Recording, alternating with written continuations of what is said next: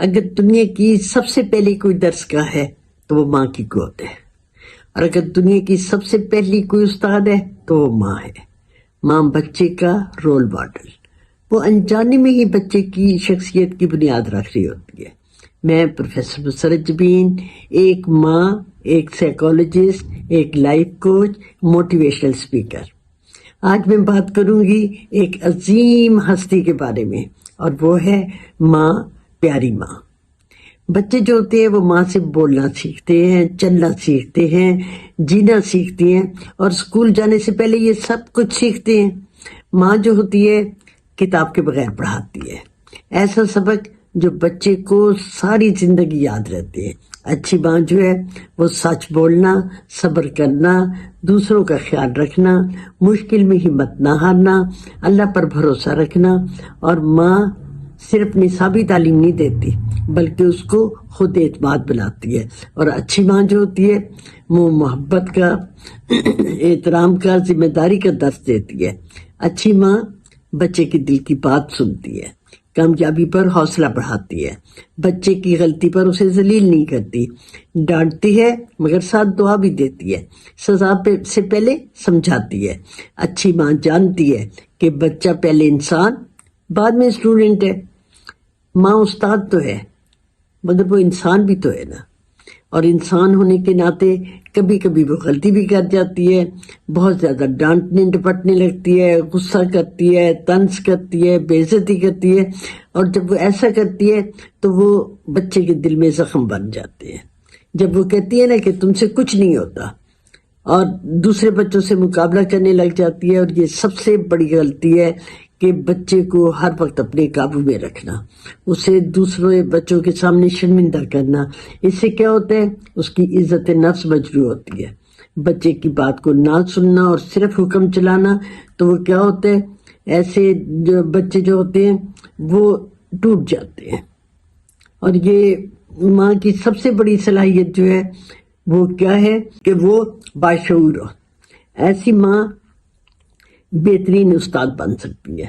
وہ روزمرہ کے ماحول میں ہی بچے کو بہت کچھ سکھا سکتی ہے، بچوں کو رنگوں کے بارے میں بتا سکتی ہے، انہیں شکلوں کی پہچان کروا سکتی ہے، اسے گنتی سکھا سکتی ہے، اور کہانیوں کے ذریعے سے اسے اخلاقی سبق جو ہے وہ دے سکتی ہے، اور روزانہ گفتگو کے ذریعے سے انہیں نئے نئے الفاظ، نئے نئے جملے جو ہے وہ سکھا سکتی ہے، اور مختلف سوال پوچھتے ہوئے انہیں سوچنے کی عادت ڈال سکتی ہے۔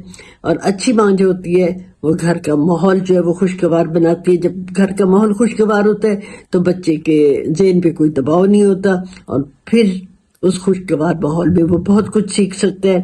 ایک اچھی ماں جو ہوتی ہے ایک اچھی ٹیچر اس وقت بن سکتی ہے جب اس سے بچے کی سائیکالوجی کا پتہ ہو، بچوں کی صلاحیتوں کے بارے میں پتہ ہو، اس کی جب کمزوریوں کے بارے میں پتہ ہو تو پھر وہ اس کو بڑا اچھا گائیڈ کر سکتی ہے۔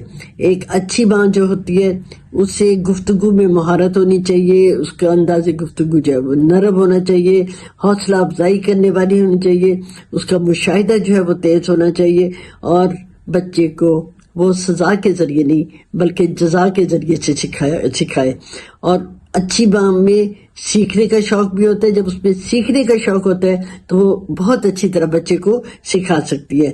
اور ایسی ماں جو ہوتی ہے وہ نہ صرف یہ ہے کہ اچھی ماں ہوتی ہے بلکہ اچھی استاد ہوتی ہے، اور بچہ جو ہوتا ہے پھر وہ کامیاب اسٹوڈنٹ بنتا ہے، متوازن شخصیت اس کی ہوتی ہے۔